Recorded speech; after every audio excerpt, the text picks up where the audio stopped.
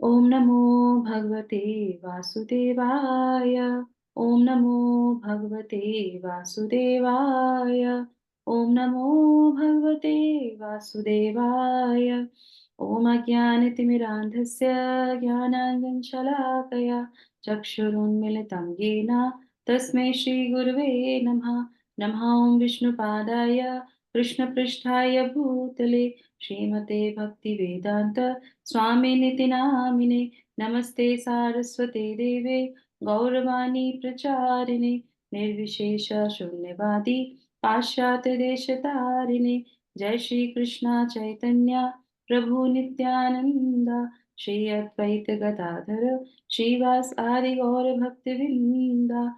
हरे कृष्णा कृष्णा कृष्णा हरे हरे हरे राम राम राम हरे हरे। जगत गुरु श्रील प्रभुपाद की जय। भगवत वाणी भगवत गीता जी की जय। गुरु महाराज की जय। मुखम करोति वाचालं पंगुं लंघयते कृपातमं वन्दे श्री गुरु दीननाथं परमानंद माधवं श्री चैतन्य ईश्वरं हरि ओम तत्सत्। हरे कृष्णा। तो सभी लोगों को एकादशी की बहुत बहुत शुभकामनाएं, बहुत बहुत आभार, बहुत बहुत अभिनंदन, बहुत बहुत स्वागत है।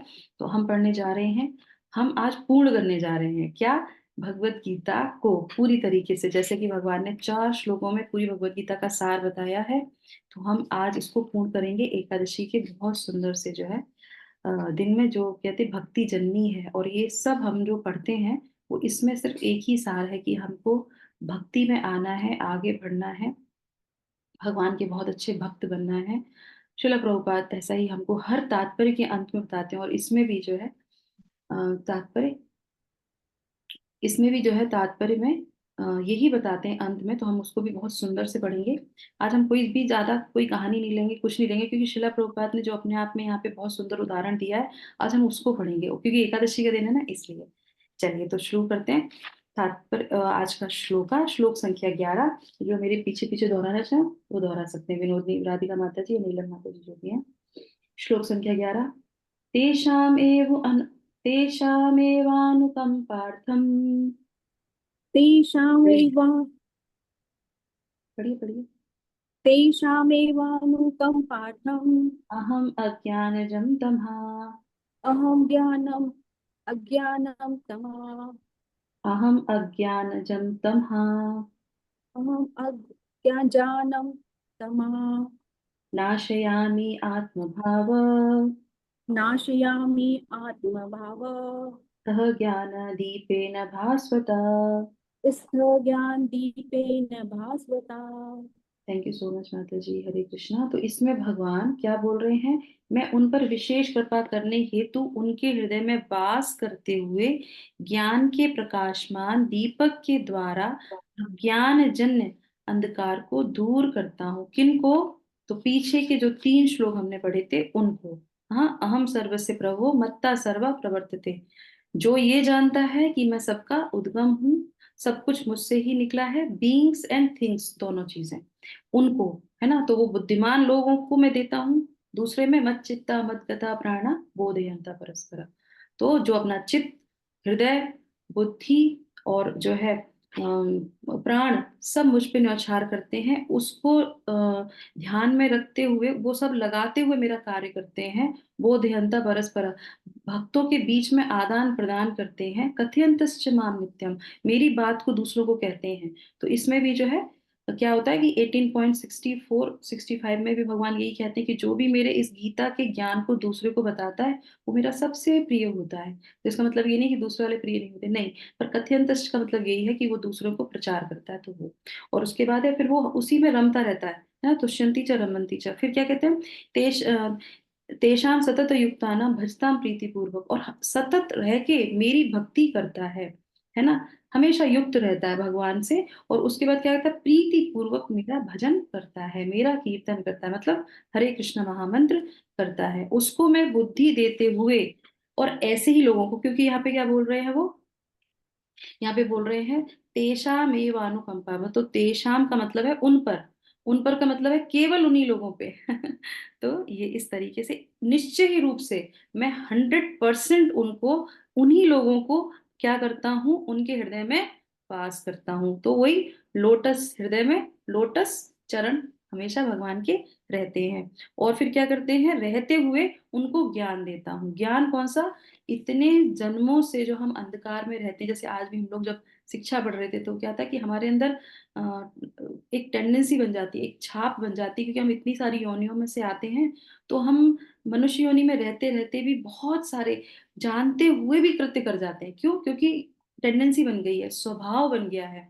पर स्वभाव से निकल सकते हैं, है ना? तो जैसे ही हम भगवान की शरण में आते हैं तो योग माया हमको धीरे धीरे करके ले जाती है। पर महामाया बहुत स्ट्रांग है। वो क्या करते, तीन गुण बहुत खींचते हैं अपनी तरफ। तो बहुत ऐसे भक्ति भी कर रहे हैं पर अपराध भी कर रहे हैं, भक्ति भी कर रहे हैं अपराध भी कर रहे हैं, पर कोई बात नहीं, प्रयास करते रहो। शिला प्रभुपाद क्या कह रहे थे, प्रयास करते रहो। एक शब्द गुरु का अगर कोई बोल दे कि तुम जो कार्य कर रहे हो ना, तुम बस करते रहो, तुम प्रयास करते रहो, तो कितना हृदय में एक आनंद आता है कि नहीं, है ना, कि बस वो हमारे साथ है, वो हमको शिक्षा दे रहे हैं कि तुम करते रहो। तो इसलिए आज हमारी पूरी भगवत गीता जो संपूर्ण हो रही है, हम किसी भी पायदान पे हो, नीचे हो, कर्मी हो, ज्ञानी हो, अष्टांग योगी हो, अभी भक्त बने भी ना हो, कोशिश कर रहे हैं, हरे कृष्णा मंत्र अभी हमने शुरू किया है, गलत भी लेते हैं, कोई बात नहीं, अभ्यास करते रहो। ये बहुत अच्छी हमारे गुरु हमें शिक्षा देते हैं। तो फिर क्या करते हैं, वो अंधकार को दूर करते हैं, जो हम माया महामाया में फंसे हुए हैं, उस महामाया के अंधकार को दूर करते हैं। ठीक है, तो अब हम पढ़ेंगे तात्पर्य। तो पहले पैराग्राफ में चैतन्य महाप्रभु के बारे में बताया गया है, और ये क्योंकि शिला प्रभुपाद ने इनका उदाहरण आज दिया है, तो हम आज चैतन्य चरितामृत भी पढ़ेंगे। ठीक है, तो सब लोग रेडी रहना। ठीक है, तो पढ़, पहला पैराग्राफ एक माता जी पढ़ लीजिए। यस, पढ़िए, कौन पढ़ेगा? हरे कृष्णा, तात्पर्य। सभी को सादर प्रणाम। जब भगवान चैतन्य बनारस में हरे कृष्ण महामंत्र के कीर्तन का प्रवर्तन कर रहे थे तो हजारों लोग उनका अनुसरण कर रहे थे। तत्कालीन बनारस के अत्यंत प्रभावशाली एवं विद्वान प्रकाशानंदा सरस्वती उनको भावुक कहकर उनका उपहास करते थे। कभी कभी भक्तों की आलोचना दार्शनिक यह सोचकर करते हैं कि भक्तगण अंधकार में हैं और दार्शनिक दृष्टि से भोले भाले भावुक हैं, किंतु यह तथ्य नहीं है। ऐसे अनेक बड़े बड़े विद्वान पुरुष हैं, इन्होंने भक्ति का दर्शन प्रस्तुत किया है, किंतु यदि कोई भक्त उनके इस साहित्य का या अपने गुरु का लाभ न भी उठाए और यदि वह अपनी भक्ति में एक निष्ठ रहे तो उसके अंतर से कृष्ण स्वयं उसकी सहायता करते हैं। अतः कृष्ण भावनामृत में रत एक निष्ठ भक्त ज्ञान रहित नहीं हो सकता। इसके लिए उतनी ही योग्यता चाहिए कि वह कृष्ण भावनामृत में रहकर भक्ति संपन्न करता रहे। हरे कृष्णा, हरि बोल, जगत गुरु शिल प्रभात की जय। सेकंड पैराग्राफ जो माता जी पढ़ लीजिए, उन्होंने अभी तक नहीं पढ़ा है। ये नीलम माता जी हैं, संगीता माता जी, सुषमा माता जी, पढ़िए। हरे कृष्णा। आधुनिक दार्शनिकों का विचार है कि बिना विवेक के शुद्ध ज्ञान प्राप्त नहीं किया जा सकता। उनके लिए भगवान का उत्तर है, जो लोग शुद्ध भक्ति में रत हैं, भले ही वे पर्याप्त शिक्षित ना हो तथा वैदिक नियमों से पूर्णतया अवगत ना हो, किंतु भगवान उनकी सहायता करते ही हैं, जैसा कि श्लोक में बताया गया है। भगवान अर्जुन को बताते हैं कि मात्र चिंतन से परम सत्य भगवान को समझ पाना असंभव है, क्योंकि भगवान इतने महान हैं कि कोरे मानसिक प्रयास से उन्हें ना तो समझा जाना जा सकता है, ना ही प्राप्त किया जा सकता है। भले ही कोई लाखों वर्षों तक चिंतन करता रहे, किंतु यदि भक्ति नहीं करता, यदि वह परम सत्य का प्रेमी नहीं है, तो उसे कभी भी कृष्ण या परम सत्य समझ नहीं आएंगे। परम सत्य कृष्ण केवल भक्ति से प्रसन्न होते हैं और अपनी अचिंत्य शक्ति से विशुद्ध भक्त के हृदय में स्वयं प्रकट हो सकते हैं। शुद्ध भक्त के हृदय में तो कृष्ण निरंतर रहते हैं और कृष्ण की उपस्थिति सूर्य के समान है, जिसके द्वारा अज्ञान का अंधकार तुरंत दूर हो जाता है। शुद्ध भक्त पर भगवान की यही विशेष कृपा है। Thank Hare you Krishna. Krishna. तो जिसके पास चैतन्य चरितामृत है, चैतन्य चरितामृत का पहला भाग ले लीजिए, फर्स्ट टू सेवेंथ चैप्टर जिसमें है ना, वो ले लीजिए। ठीक है, निकाल के रखिए, तब तक हम लोग एक पैराग्राफ और पढ़ते हैं। तो ये जो हम लोग अभी पढ़ रहे थे, तो इसमें फर्स्ट में तो उन्होंने चैतन्य महाप्रभु के बारे में बताया उदाहरण के लिए, और दूसरे में जो दूसरा हमने पैराग्राफ पढ़ा है वो भी उसी के अंतर्गत आता है कि लोग किस तरीके से भक्तों के बारे में विचार करते हैं। तो इसमें जो हम ये पढ़ेंगे आज, इसमें भी यही बहुत अच्छा दृष्टांत दिया गया, उसको पढ़ेंगे। और ये जो तीसरा जो पैराग्राफ है, इसमें बताते हैं कि अर्जुन को, भगवान अर्जुन को भी बताते हैं कि मात्र चिंतन से जो है भगवान को नहीं हम समझ सकते, है ना। तो इसमें क्या है, इसमें क्या, अपनी अचिंत्य शक्ति से वे शुद्ध भक्त के हृदय में स्वयं प्रकट होते हैं। तो भगवान अपनी कृपा जब तक किसी को नहीं देंगे तब तक कोई भगवान को नहीं समझ सकता। और इसको हम दूसरी तरीके से कह सकते हैं कि अगर कोई भगवान को सच में जानता है तो वो क्या बोलेगा, उसका एक ही जो है वो होगा कि मैं भगवान को कोई नहीं जान सकता। अगर कोई सच में भगवान को जानता है तो क्या बोलेगा, भगवान को कोई, ये जानने वाला बोलेगा, न जानने वाले तो कुछ क्या बोलेंगे वो तो पता ही नहीं है। तो इस तरीके से, है ना। और ये क्या है, ये लास्ट में अब ये जो हम लोगों ने श्लोक ये पढ़ा, शुद्ध भक्ति के हृदय में तो कृष्ण निरंतर रहते हैं और कृष्ण की उपस्थिति सूर्य के समान है। भगवान की यही विशेष कृपा है शुद्ध भक्त पर। तो ये क्या है, इस श्लोक के माध्यम से भगवान क्या कर रहे हैं, आशीर्वाद दे रहे हैं कि तुम अगर भक्ति में आओगे, तुम ऐसे ऐसे प्रोसेस करोगे, संबंध बनाओगे अद्वितीय। और प्रयोजन, तो प्रयोजन में क्या देते हैं भगवान, आशीर्वाद देते हैं कि तुम मेरे हृदय में, मैं तुम्हारे हृदय में सदैव रहूंगा और तुम्हें कभी भी जो है बुद्धि प्रदान करूंगा और कभी भी तुम अंधकार में नहीं डूबोगे, तुम्हें हमेशा ज्ञान प्रदान करता रहूंगा। ठीक है, अब हम लोग लास्ट वाला पैराग्राफ पढ़ लेते हैं। यस, कौन पढ़ना चाहेगा? करोड़ों जनों के सुमन भौतिक माता जी, संसर्ग सुमन माता के जी, कलमश। दूसरी अरे माता, माता, दूसरी माता जी को चांस दे देते हैं जो कभी हरे कभी। कृष्ण। हाँ, पढ़ लीजिए। हरे कृष्ण। करोड़ों जन्मों के भौतिक संसर्ग के कलमश के कारण मनुष्य का हृदय भौतिकता के मल धूलि से आच्छादित हो जाता है। किंतु जब मनुष्य भक्ति में लगता है और निरंतर हरे कृष्ण का जप करता है तो यह मल तुरंत दूर हो जाता है और उसे शुद्ध ज्ञान प्राप्त होता है। परम लक्ष्य विष्णु को इसी जप तथा भक्ति से प्राप्त किया जा सकता है, अन्य किसी प्रकार के मनोधर्म या तर्क द्वारा नहीं। शुद्ध भक्त जीवन की भौतिक आवश्यकताओं के लिए चिंता नहीं करता है, न तो उसे कोई और चिंता करने की आवश्यकता है, क्योंकि हृदय से अंधकार हट जाने पर भक्ति की प्रेमा भक्ति से प्रसन्न होकर भगवान स्वतः सब कुछ प्रदान करते हैं। यही भगवत गीता का उपदेश यानी कि सार है। भगवत गीता के अध्ययन से मनुष्य भगवान के शरणागत होकर शुद्ध भक्ति में लग जाता है। जैसे ही भगवान अपने ऊपर भार ले लेते हैं, मनुष्य सारे भौतिक प्रयासों से मुक्त हो जाता है। हरे कृष्णा। प्रभुपाद की जय। हरे कृष्णा। तो यहाँ पे क्या बता रहे हैं, बहुत अच्छा जो है आशीर्वाद दे रहे हैं। और हम लोगों ने पहले भी पढ़ा था, योगक्षेमम वहाम्यहम्। तो भगवान खुद कंफर्म करते हैं इस चीज को। श्रील प्रभुपाद भी क्या कह रहे हैं कि क्या होता है जब वह मनुष्य भक्ति में लगता है और निरंतर क्या करता है, हरे कृष्णा कृष्णा कृष्णा हरे हरे, हरे राम राम राम हरे हरे। एक्चुअली में यही सार है भक्ति जीवन का। तो उसको वो बोलते हैं, वो जब इसमें करने में तुरंत उसके मल तुरंत दूर हो जाता है ना। और वो भगवान के शुद्ध ज्ञान को प्राप्त हो जाता है। और फिर क्या है, शुद्ध भक्त जीवन में भौतिक अवस्थाओं के लिए चिंता नहीं करता। शुद्ध भक्त की लक्षण क्या है, यहाँ पे लक्षण भी है। वो शुद्ध भक्ति में जब आता है क्या करता है, अनभिलाषिता शून्यम। तो इस तरीके से, और हमने कल क्या सीखा था कि सिंसियर रहता है और उसके बाद क्या कहता है, सीरियस हो जाता है। सीरियस मतलब क्या है, कृष्णानु अनुशीलनम। तो कृष्ण के लिए जब वो सारे कार्य करता है तो उसको और कुछ भी नहीं चाहिए होता, कुछ भी करने की जरूरत ही नहीं होती उसको। वो कुछ भी नहीं मांगता है, कोई भी चीज की चिंता नहीं करता। वो क्या करते हैं, अरे इन्होंने मेरा भार ले रखा है, हमको क्या करना है ना। तो इस तरीके से। और फिर क्या कहते हैं, प्रसन्न होके और हृदय में जो है प्रेमा भक्ति से प्रसन्न होकर भगवान स्वतः सब कुछ प्रदान करते हैं।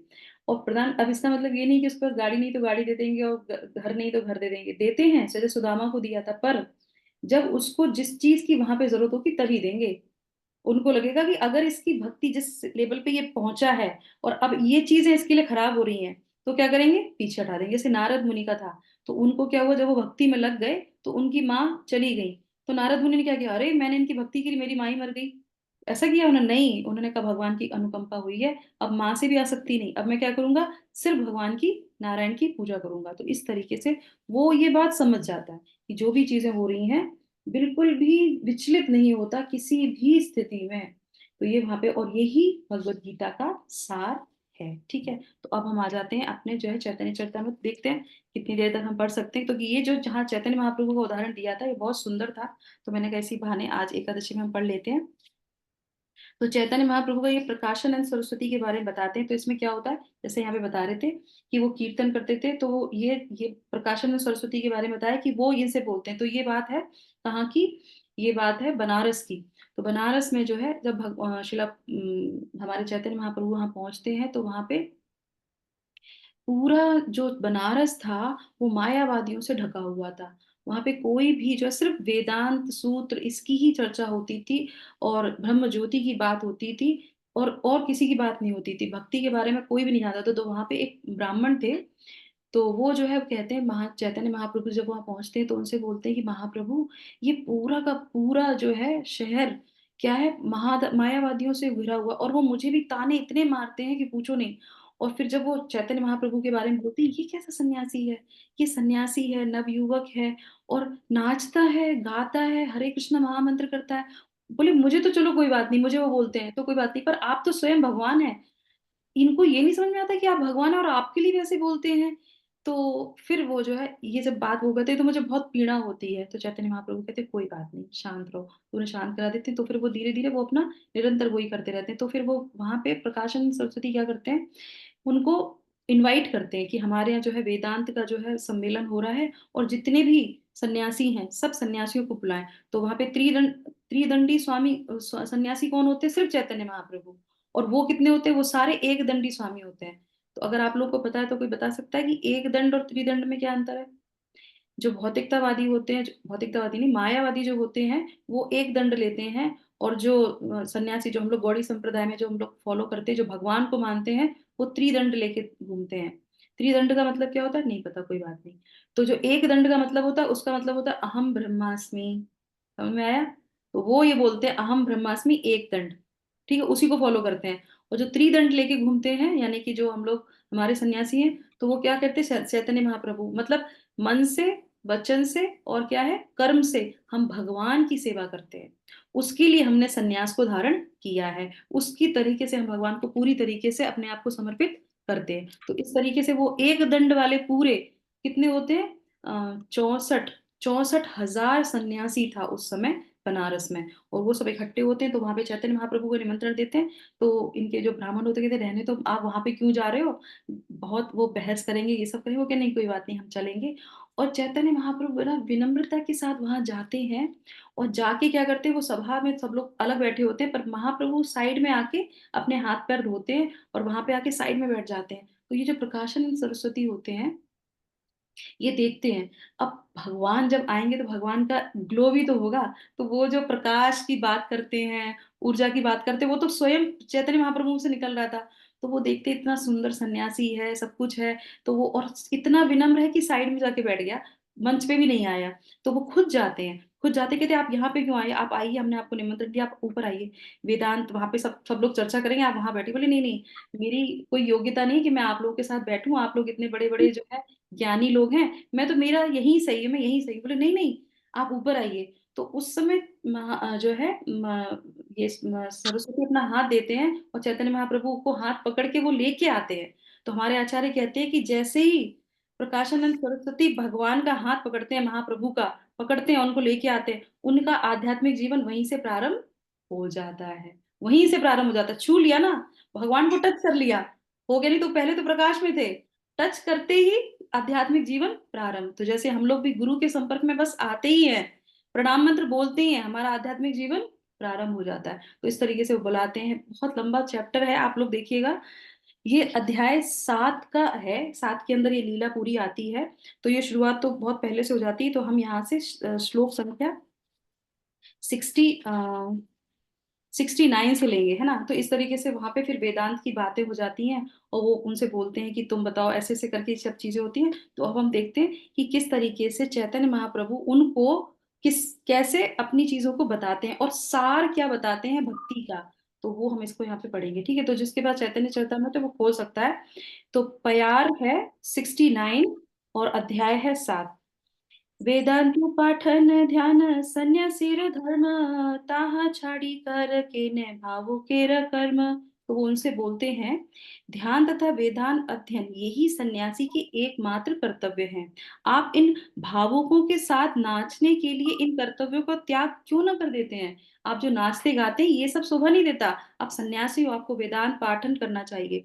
फिर वो बोलते हैं, प्रभावे देखिए तो माँ साक्षात नारायण, हीनाचार करके नहीं थे की कारण।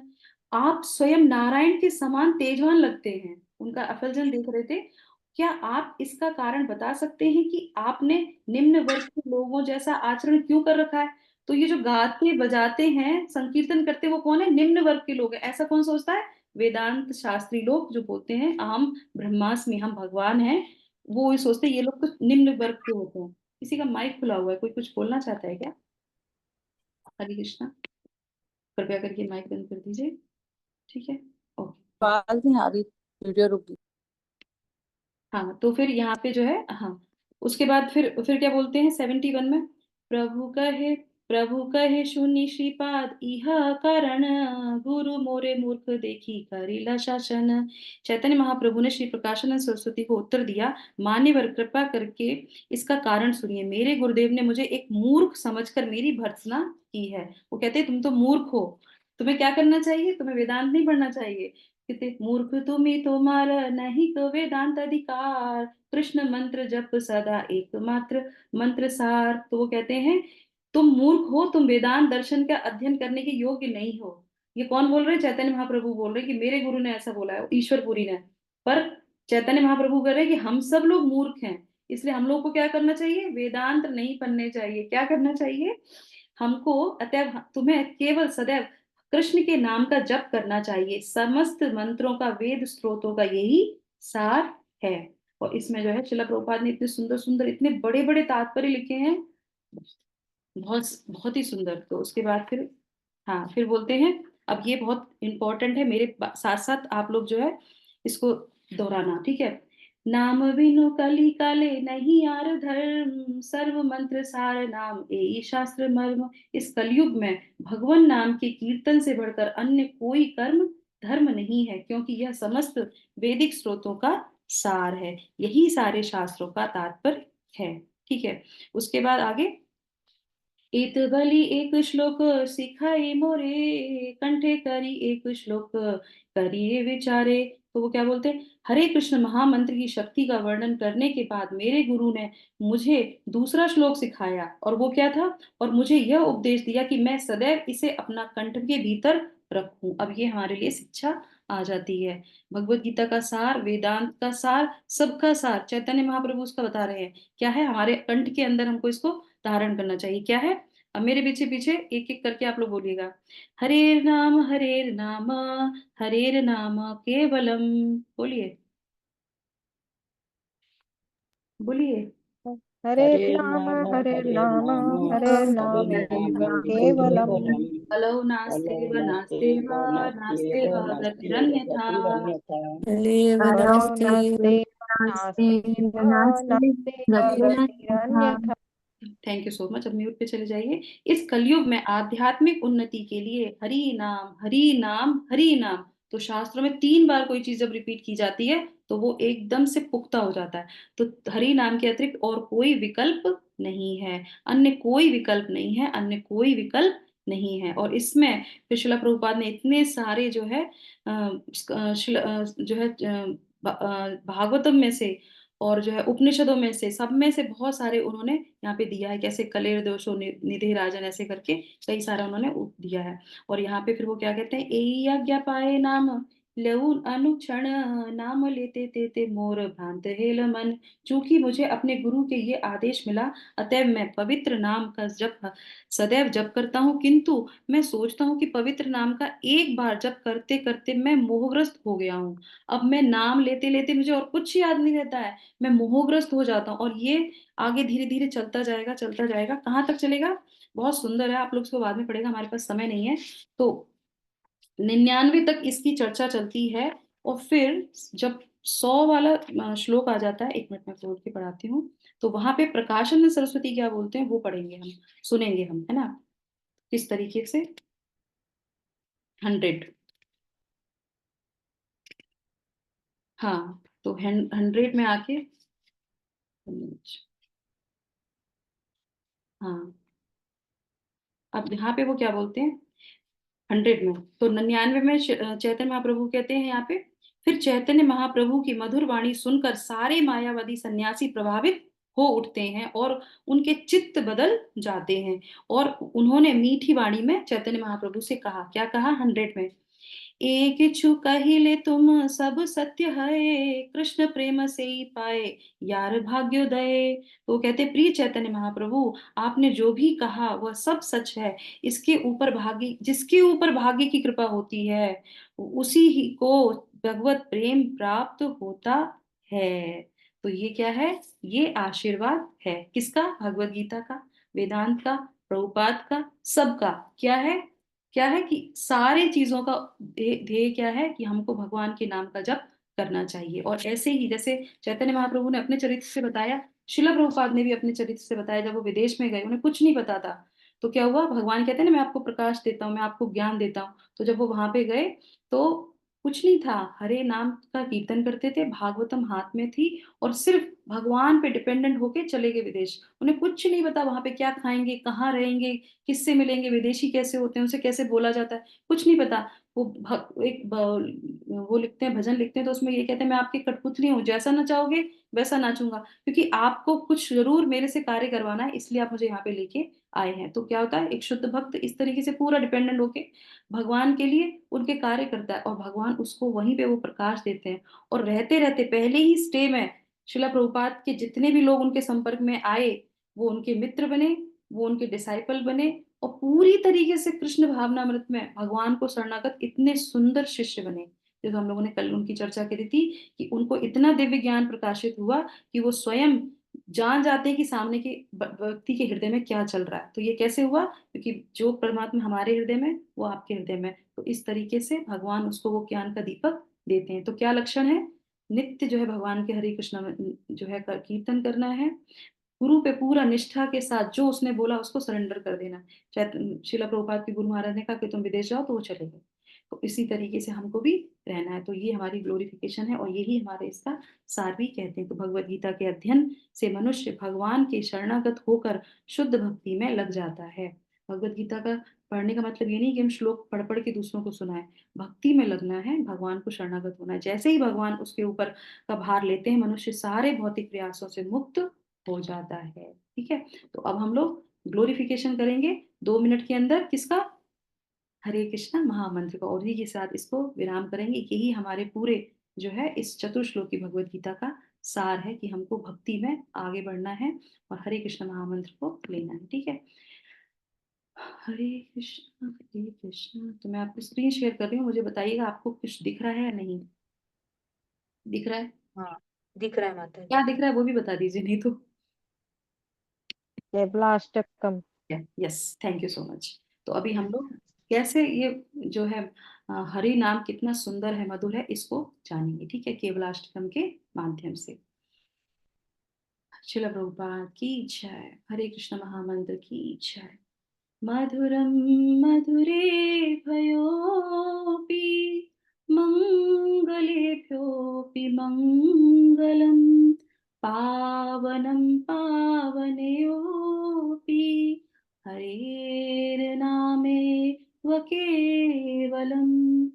आब्रह्मस्तं पर्यन्तं सर्वं मायामयं जगत्, सत्यं सत्यं पुनः सत्यं, हरेर्नामैव केवलम्।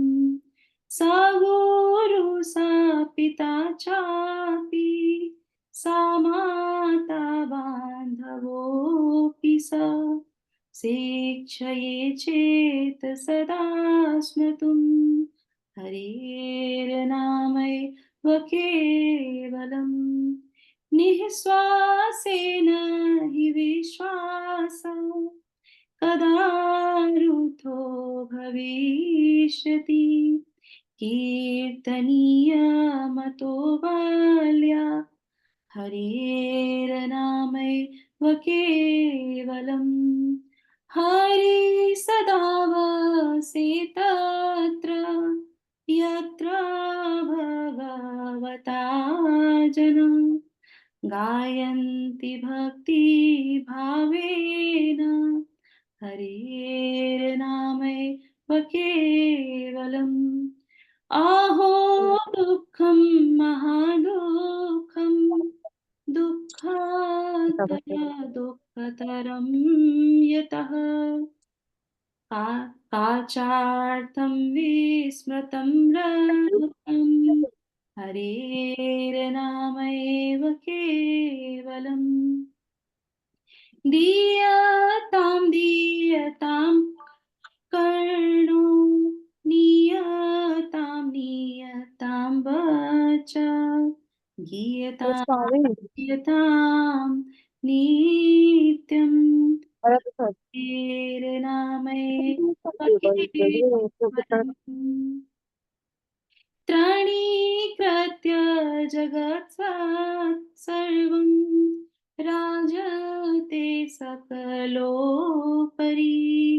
चिदानन्दमयं शुद्धं हरेर्नामैव केवलम् हरेर्नामैव केवलम् हरेर्नामैव केवलम् हरे कृष्णा कृष्णा कृष्णा हरे हरे हरे राम राम राम हरे हरे हरे कृष्णा कृष्णा कृष्णा हरे हरे हरे राम राम राम हरे हरे। अब सब लोग साथ में मिलके बोलेंगे हरे कृष्णा कृष्णा हरे कृष्ण कृष्णा कृष्ण हरे हरे हरे राम राम हरे हरे राम राम राम राम हरे हरे हरे हरे कृष्ण कृष्ण कृष्ण कृष्ण हरे हरे हरे कृष्ण महामंत्र की हरे जय की जय चैतन्य महाप्रभु की जय चतुर्दशी तिथि की जय भगवत वाणी भगवत गीता जी की जय श्रील प्रभुपाद की जय गुरु महाराज की जय अपने अपने गुरुदेव की जय। Hare Krishna thank you so much Hare Krishna सभी लोगों को बहुत बहुत धन्यवाद और आप सब लोग का दिन शुभ हो मंगलमय हो। इस एकादशी में हम लोगों ने जो है भगवान की कृपा से और श्रील प्रभुपाद की कृपा से इस पूरे भगवत गीता को जाना किस तरीके से हमें क्या करना है। हमें हरे कृष्णा महामंत्र जब हम लेते रहेंगे तो भगवान स्वयं हमें वो बुद्धि प्रदान करेंगे कि हमें क्या करना चाहिए क्या नहीं करना चाहिए, किस तरीके से भगवान की भक्ति करना चाहिए, किस तरीके से गुरु की आज्ञा का पालन करना चाहिए, किस तरीके से शास्त्र को पढ़ना चाहिए, है ना। तो ये सारी बताते हैं। तो इसी के साथ हम सत्र को यहाँ पे विराम करेंगे। Hare Krishna thank you so much. आप हरे कृष्णा माता जी, दंडवत प्रणाम। Thank you very much. Hare Krishna Hare Krishna Hare प्रणाम हरे हरे कृष्ण। कृष्ण हरे कृष्ण।